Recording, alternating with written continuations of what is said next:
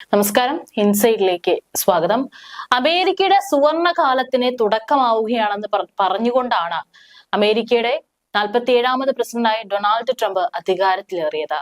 അദ്ദേഹം വളരെ ചിരിച്ചുകൊണ്ട് അധികാരത്തിലേറുമ്പോൾ ഏതൊക്കെ രാജ്യങ്ങളുടെ ചിരിയാണ് മായാൻ പോകുന്നത് എന്നുള്ളതാണ്. ഇപ്പോഴേ പല രാജ്യങ്ങളുടെയും ചിരി മങ്ങി തുടങ്ങിയിരിക്കുകയാണ്. കാരണം അത്തരത്തിലുള്ള വളച്ചുകെട്ടില്ലാത്ത നയങ്ങളാണ് അദ്ദേഹം പറഞ്ഞിരിക്കുന്നത്. ഇപ്പോൾ അമേരിക്കയുടെ വിദേശ നയത്തിലടക്കം വൻ പൊളിച്ചെഴുത്തിന് ഒരുങ്ങുകയാണ് പുതുതായി അധികാരമേറ്റ പ്രസിഡന്റ് ഡൊണാൾഡ് ട്രംപ്. വിദേശ രാജ്യങ്ങൾക്ക് നൽകി വന്ന ധനസഹായത്തിന്റെ കാര്യത്തിൽ നിർണായക തീരുമാനമാണ് അദ്ദേഹം കൈക്കൊണ്ടിരിക്കുന്നത്. അതായത് വിദേശ രാജ്യങ്ങൾക്ക് നൽകി വന്ന US ധനസഹായം മരവിപ്പിച്ചുകൊണ്ട് ഉത്തരവിട്ടു. ഇസ്രായേലിനുള്ള പ്രതിരോധ സഹായം ഒഴികെ മറ്റെല്ലാ രാജ്യങ്ങൾക്കുമുള്ള സഹായങ്ങളാണ് 90 ദിവസത്തേക്ക് മരവിപ്പിച്ച് ഉത്തരവിറക്കിയിരിക്കുന്നത്. വിവിധ രാജ്യങ്ങൾക്ക് നൽകുന്ന വികസന സഹായം, ദരിദ്ര രാജ്യങ്ങൾക്കുള്ള സന്നദ്ധ സഹായം, സഖ്യരാജ്യങ്ങൾക്ക് നൽകുന്ന സൈനിക സഹായം എന്നിവ അടക്കം എല്ലാം ഇപ്പോൾ മരവിപ്പിച്ചിട്ടുണ്ട്. ലോകത്തെ ഏറ്റവും അധികം പണം വിദേശ രാജ്യങ്ങൾക്ക് സഹായം നൽകുന്ന രാജ്യമാണ് അമേരിക്ക. ഏതാണ്ട് 6 ലക്ഷം കോടി രൂപയാണ് ഒരു വർഷം അമേരിക്ക മറ്റു രാജ്യങ്ങൾക്ക് സഹായമായി നൽകുന്നത്. ഇത് പൂർണ്ണമായി നിലയ്ക്കുന്നത് പല ദാരിദ്ര്യ വികസ്വര രാജ്യങ്ങളെയും ബാധിക്കും. അർഹരായവർക്ക് മാത്രം സഹായം പുനഃസ്ഥാപിക്കുമെന്നാണ് ട്രംപിന്റെ നിലപാട്. നേരത്തെ ലോകാരോഗ്യ സംഘടനയ്ക്ക് നൽകി വന്ന ധനസഹായവും ട്രംപ് മരവിപ്പിച്ചിരുന്നു. ലോകാരോഗ്യ സംഘടനയിൽ നിന്ന് പിന്മാറാനുള്ള US പ്രസിഡന്റ് ഡൊണാൾഡ് ട്രംപിന്റെ പ്രഖ്യാപനത്തെ തുടർന്നുള്ള പ്രതിസന്ധി നേരിടാനായി ചിലവ് ചുരുക്കാൻ സംഘടന തീരുമാനിക്കുകയും ചെയ്തു. ചിലവ് ചുരുക്കലിനുള്ള നിർദ്ദേശം ലോകാരോഗ്യ സംഘടനാ മേധാവി ജീവനക്കാർക്ക് നൽകി. US പ്രഖ്യാപനം നമ്മുടെ സാമ്പത്തിക സ്ഥിതി ഗുരുതരമാക്കുമെന്നാണ് ഡയറക്ടർ ജനറൽ ടെഡ്രോസ് അദാനം കത്തിൽ പറഞ്ഞിരിക്കുന്നത്. സംഘടനയുടെ ആകെ ബജറ്റിന്റെ 18% നൽകുന്നത് US ആണ്.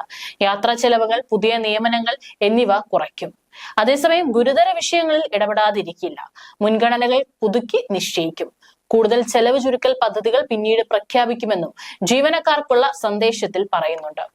പ്രസിഡന്റായി ചുമതലയേറ്റ ആദ്യ ദിവസം തന്നെ ലോകാരോഗ്യ സംഘടനയിൽ നിന്ന് പിന്മാറുന്ന തീരുമാനത്തിൽ ട്രംപ് ഒപ്പുവെച്ചിരുന്നു. കോവിഡ് പ്രതിസന്ധി നേരിടുന്നതിൽ സംഘടന വീഴ്ച വരുത്തിയെന്നായിരുന്നു ആരോപണം. ഇതുകൂടാതെ സൗദി അറേബ്യയോടും മറ്റു പെട്രോളിയം കയറ്റുമതി രാജ്യങ്ങളോടും എത്രയും പെട്ടെന്ന് എണ്ണവില കുറയ്ക്കാനും ആഹ്വാനം ചെയ്തിരിക്കുകയാണ് ട്രംപ്. റഷ്യയും യുക്രൈനും തമ്മിലുള്ള യുദ്ധം അവസാനിപ്പിക്കാൻ ഇത് അത്യന്താപേക്ഷിതമാണെന്നാണ് ട്രംപ് പറയുന്നത്. സ്വിറ്റ്സർലാൻഡിലെ ദാവോസിൽ നടക്കുന്ന ലോക സാമ്പത്തിക ഫോറത്തെ വെർച്വലായി അഭിസംബോധന ചെയ്യവെയാണ് എണ്ണവില കുറയ്ക്കണമെന്ന് ട്രംപ് കഴിഞ്ഞ ദിവസം ആവശ്യപ്പെട്ടത്. എണ്ണവില എത്രയും പെട്ടെന്ന് കുറയ്ക്കാൻ ഞാൻ സൗദി അറേബ്യയോടും മറ്റ് ഒപെക് രാജ്യങ്ങളോടും ആവശ്യപ്പെടുകയാണ്. നിങ്ങൾ അത് ചെയ്യണം. സത്യം പറഞ്ഞാൽ അമേരിക്കൻ പ്രസിഡന്റ് തെരഞ്ഞെടുപ്പിന് മുൻപ് തന്നെ വില കുറയ്ക്കാതിരുന്നത് എന്നെ അത്ഭുതപ്പെടുത്തുകയാണ്. എണ്ണവില കുറഞ്ഞാൽ റഷ്യ യുക്രൈൻ യുദ്ധം ഉടൻ അവസാനിക്കും. ഇപ്പോൾ യുക്രൈനിൽ സംഭവിക്കുന്ന കാര്യങ്ങൾക്ക് ഒപെക് രാജ്യങ്ങൾ ഒരു പരിധിവരെ ഉത്തരവാദികളാണ്. ദശലക്ഷക്കണക്കിന് ജീവനുകളാണ് അവിടെ നഷ്ടമായിക്കൊണ്ടിരിക്കുന്നത്. എണ്ണവില കുറയുന്നതിനൊപ്പം ലോകമെമ്പാട് പലിശ നിരക്കും കുറയണമെന്നും ട്രംപ് ആവശ്യപ്പെട്ടിട്ടുണ്ട്. ലോകത്തെ പ്രധാന എണ്ണ ഉൽപാദകരാണ് റഷ്യ. യുദ്ധത്തെ തുടർന്ന് റഷ്യയ്ക്ക് മേൽ അമേരിക്കയും യൂറോപ്യൻ രാജ്യങ്ങളും ഉപരോധം ഏർപ്പെടുത്തിയതോടെ റഷ്യ വില കുറച്ച് ഇന്ത്യ ഉൾപ്പെടെയുള്ള രാജ്യങ്ങൾക്ക് എണ്ണ വിൽക്കുന്നുണ്ട്. റഷ്യയുടെ പ്രധാന വരുമാന മാർഗവും ഇങ്ങനെ എണ്ണ വിൽക്കുന്നതാണ്. ഒപെക് രാജ്യങ്ങൾ എണ്ണവില കുറച്ചാൽ ഇപ്പോൾ റഷ്യയിൽ നിന്ന് എണ്ണ വാങ്ങുന്ന രാജ്യങ്ങൾ ഒപെക്കിൽ നിന്ന് എണ്ണ വാങ്ങുകയും അതോടെ വരുമാനം കുറയുന്ന റഷ്യ യുദ്ധത്തിൽ നിന്ന് പിന്മാറാൻ എത്രയും പെട്ടെന്ന് നിർബന്ധിതരാവും എന്നാണ് ട്രംപ് കണക്കുകൂട്ടുന്നത്. യുദ്ധത്തെ തുടർന്ന് നികുതികൾ, താരിഫുകൾ, ഉപരോധം എന്നിവയിലൂടെ റഷ്യയ്ക്ക് ഉണ്ടായിക്കൊണ്ടിരിക്കുന്ന സാമ്പത്തിക പ്രത്യാഘാതങ്ങളെ കുറിച്ചും പ്രസംഗത്തിനിടെ ട്രംപ് ഓർമ്മിപ്പിച്ചു. റഷ്യൻ പ്രസിഡന്റ് പുടിനോടും റഷ്യക്കാരോടുമുള്ള തന്റെ ദീർഘകാല ബന്ധത്തെക്കുറിച്ചും ട്രംപ് പ്രസംഗത്തിൽ വ്യക്തമാക്കി. അതേസമയം അഫ്ഗാനിസ്ഥാനിൽ US സൈന്യം ഉപേക്ഷിച്ചു പോയ $7 ബില്യൺ അതായത് 1.47 ലക്ഷം കോടി വില മുതിക്കുന്ന യുദ്ധോപകരണങ്ങൾ തിരിച്ചു നൽകണമെന്നും നേരത്തെ ട്രംപ് ആവശ്യപ്പെട്ടിരുന്നു.